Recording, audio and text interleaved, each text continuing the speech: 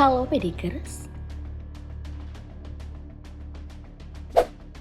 Barada Richard Eliezer Pudihan Lumiu atau Baradae adalah orang pertama yang ditetapkan menjadi tersangka dalam kasus yang menewaskan Brigadir Nofriansyah Yosua Huta Barat atau Brigadir J. Setelah menjadi tersangka, Baradae justru memberikan keterangan yang mengejutkan. Pasalnya, keterangan yang ia berikan ini berbeda dari keterangan awal sebelum ia berstatus tersangka. Lantas apa saja itu? Mari kita bongkar.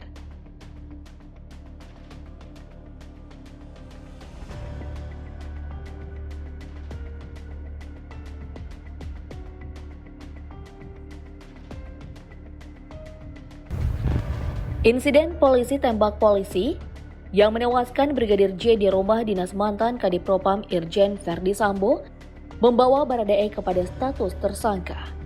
Sebelumnya Baradae memberikan keterangan kepada pihak kepolisian. Dalam keterangan ini, ia mengaku mendengar teriakan istri Verdi Sambo, Putri Chandrawati dari lantai atas. Ia lantas turun dan menanyai Brigadir J yang berdiri di depan pintu kamar Verdi Sambo, seraya mengerahkan senjata kepadanya. Pertanyaan yang Baradae lontarkan dibalas dengan sebuah tembakan dari Brigadir J. Baradae yang pada saat itu masih berada di atas tangga, sontak merespon dengan balik memberi tembakan. Tembakan ini kabarnya dipicu tindakan pelecehan yang dilakukan Brigadir J kepada Putri Chandrawati. Salah satu anggota tim kuasa hukum Baradae, Muhammad Burhanuddin, mengungkapkan pengakuan kliennya menyatakan tidak ada aksi baku tembak dalam peristiwa ini. Sedangkan menurut pernyataan polisi pada 11 Juli 2022 lalu, Brigadir J tewas dalam insiden baku tembak. Burhanuddin mengklaim bahwa tembakan yang dikeluarkan dari pistol Brigadir J diletuskan hanya untuk membuat seolah-olah terjadi peristiwa baku tembak. Tembakan dari senjata Brigadir J sengaja diarahkan ke dinding di sekitar tempat kejadian perkara. Sebelumnya dari pernyataan polisi, Brigadir J diberitakan mengeluarkan 7 kali tembakan yang semuanya tidak mengenai Baradae. Sebaliknya Baradae menghujani Brigadir J dengan 5 tembakan tepat sasaran hingga Brigadir J tewas. Publik sempat dibuat bertanya-tanya, mengapa Richard Eliezer yang berpangkat Bayangkara II mampu berkali-kali mengenai tubuh Yosua yang berpangkat Brigadir tanpa terkena satupun peluru.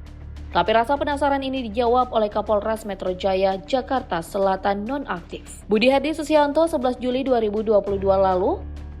Budi mengatakan bahwa Baradae adalah penembak nomor 1 di Resimen Pelopor Brimo Polri. Budi juga mengatakan bahwa karena kemahirannya dalam menggunakan senjata, Baradae bahkan ditunjuk sebagai pelatih vertical rescue. Budi mengaku mendapat informasi ini dari seorang komandan Baradae. Setelah Baradae Eliezer ditetapkan sebagai tersangka dan dimintai keterangan lebih lanjut, ia mengakui bahwa dirinya bukan seorang penembak jitu. Hal ini disampaikan oleh Wakil Ketua Lembaga Perlindungan Saksi dan Korban atau LPSK Edwin Partogi. Edwin mengetahui kebenaran ini setelah pihak LPSK melakukan pemeriksaan kedua Baradae sebanyak 3 kali. Selain itu, Edwin juga menambahkan banyak fakta lain yang ia temukan adalah Baradae baru diberikan pistol pada November 2021. Fakta selanjutnya, Edwin menuturkan bahwa Baradae tidak bertugas sebagai aide de camp atau ajudan Irjen Verdi Sambo, melainkan supir untuk keperluan akomodasi sehari-hari. Pengakuan Baradae ke LPSK masih berlanjut. Pria asal Sulawesi Utara ini juga mengakui bahwa dirinya menembak Brigadir J dari jarak dekat. Pengakuan ini menepis informasi dari kronologi awal yang disampaikan oleh polisi yang menyatakan bahwa Baradae menembak dari atas tangga. Kepada Komnas HAM, Baradae mengaku awalnya menembak Brigadir J dari jarak 6 meter. Setelah Brigadir J terkapar, ia lalu mendekat dan menembak kepala Brigadir J dari jarak 2 meter. Pengacara Baradae Dioli Payumara mengungkapkan bahwa kliennya mendapat perintah dari atasannya untuk menembak Brigadir J. Informasi perihal adanya perintah penembakan ini diperoleh berdasarkan keterangan Baradae saat menjalani proses pemeriksaan dan dimasukkan dalam berita acara pemeriksaan atau BAP di Barreskrim Polri pada 6 Agustus 2022 kemarin. Diolipa menegaskan bahwa atasan yang dimaksud adalah atasan langsung yang dijaga oleh Baradae. Kendati demikian, Diolipa tidak membeberkan secara detail siapa sosok atasan langsung yang ia maksud. Sementara itu Muhammad Burhanuddin menyebutkan bahwa atasan langsung Baradae berada di lokasi kejadian saat Brigadir J meregang nyawa. Burhanuddin juga tak mengatakan secara gamblang sosok atasan Baradae yang dibicarakan. Burhanuddin hanya menjelaskan bahwa figur ini adalah atasan di mana Baradae bertugas. Selain itu Burhanuddin juga mengatakan bahwa kliennya mendapat tekanan untuk menembak Brigadir J. Setelah mengaku bersalah telah menembak Brigadir J hingga tewas, Baradae merasa menyesal telah melakukan perbuatan keji ini. Disampaikan oleh Deolipa, Baradae merasa bersalah dan menangis seraya berdoa kepada Tuhan.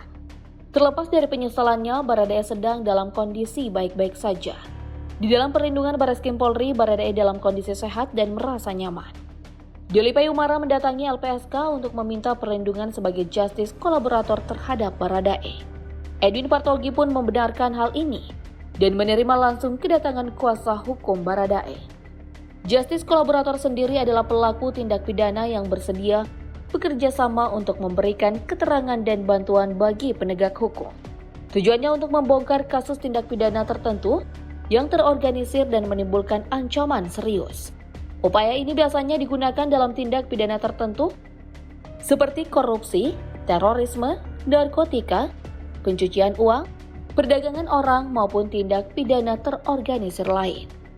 Dengan menjadi justice kolaborator, Baradae berpeluang mendapat keringanan tuntutan. Ketentuan ini diatur dalam pasal 10A Undang-Undang Nomor 31 Tahun 2014.